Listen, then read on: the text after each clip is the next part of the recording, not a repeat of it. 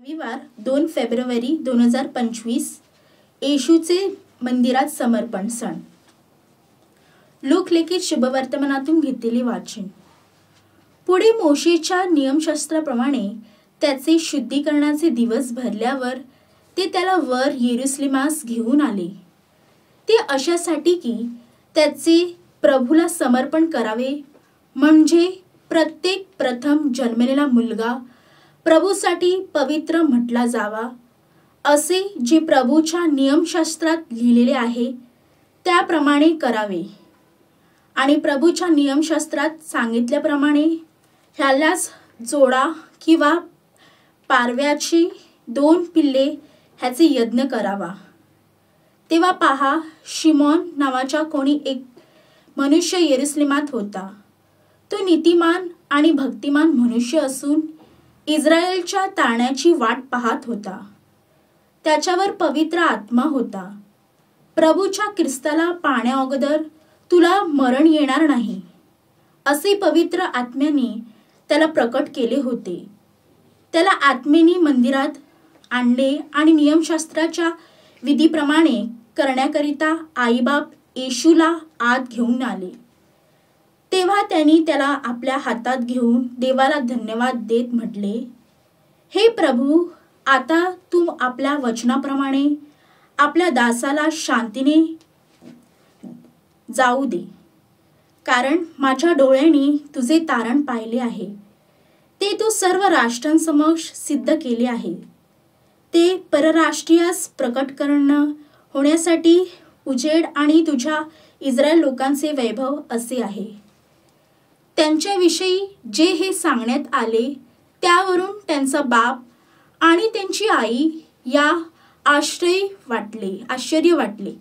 शिमोनाने त्यांना आशीर्वाद दिला आणि त्याची आई मरिया हिला म्हटले, पहा, पुष्कळ लोकांच्या अंतःकरणातील विचार उघडकीस यावे, ह्यासाठी इस्रायेलात अनेकांचे पतन आणि पुन्हा उठणे होण्यासाठी व ज्याच्या विरुद्ध लोक बोलतील असे एक चिन्ह होण्यासाठी ह्याला नेमले आहे.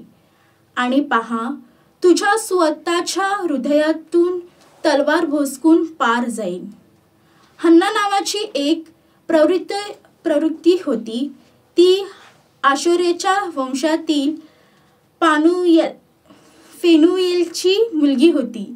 ती फार वयोवृद्ध झाली होती आणि कौमारिकाला संपल्यापासून ती पतीजवळ 7 वर्ष राहिली होती.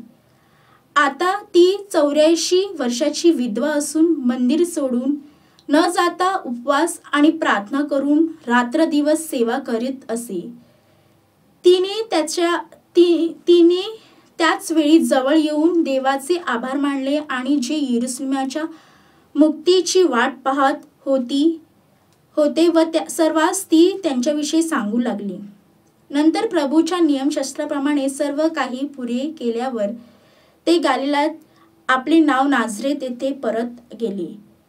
ते बाळ वाढत बलवान होत गेले व ज्ञानाने पूर्ण होत गेले आणि त्यांच्यावर देवाची कृपा होती. चिंतन. आज ख्रिस्त सभा प्रभू येशूचे मंदिरात समर्पण हा सण साजरा करते. ह्या सणाला सर्वप्रथम पूर्वीकडच्या चर्चमध्ये सुरुवात झाली. 1997 मध्ये संत पोप द्वितीय जॉन पॉल ह्यांनी ह्या सणाशी निगडीत पवित्र आणि समर्पित जीवनासाठी जागतिक प्रार्थना दिनाची स्थापना केली. या उत्सवात आपण परमेश्वराने इस्रायलला तारणारा पाठविण्याच्या दिलेल्या वचनाची पूर्तता झाली हे साजरे करतो. प्रभू येशूच्या येणाऱ्या हे पूर्तता झाली, पण हे वचन फक्त इस्रायलपुरते मर्यादित न राहता त्यांचे विस्तार संपूर्ण मानवतेसाठी आणि संपूर्ण विश्वासाठी आहे. मुलाखी संदेश स्पष्ट करताना सांगतो की ज्या प्रभूला तुम्ही शोधता तो एकाकी आपल्या मंदिरात येईल. बाळ येशूच्या समर्पणाचा पहिला पैलू हा आहे की मरिया आणि जोसेफ ह्यांनी येशूला मंदिरात आणले. दुसरा पैलू हा आहे की शिमोन आणि हन्ना ह्यांनी येशूला जगाचा प्रकाश आणि तारणारा म्हणून घोषित केले. प्रभू येशूचे अनुयायी म्हणून आपल्यापैकी प्रत्येकाला हा दोन्ही पैलूंचा स्वीकार करण्याचे आवाहन केले जाते. आपण येशूला इतरांपर्यंत पोचविले पाहिजे आणि आपल्या स्वभावाच्या जगात प्रभू येशू उपस्थित आहे ह्याची घोषणा आपण केली पाहिजे.